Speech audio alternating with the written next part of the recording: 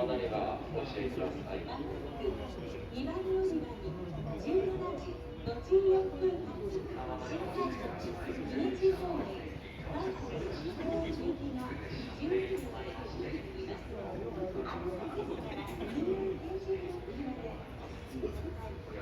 前8両はバス飛行します。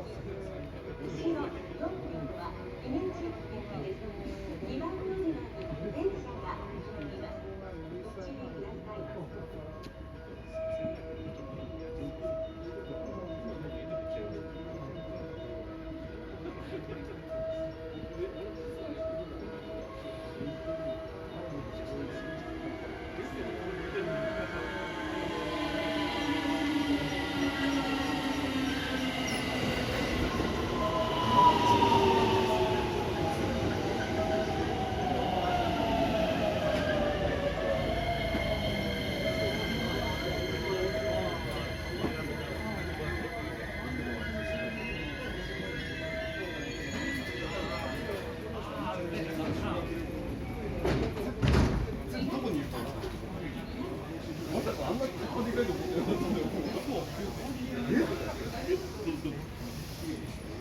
改札ドアが閉まります。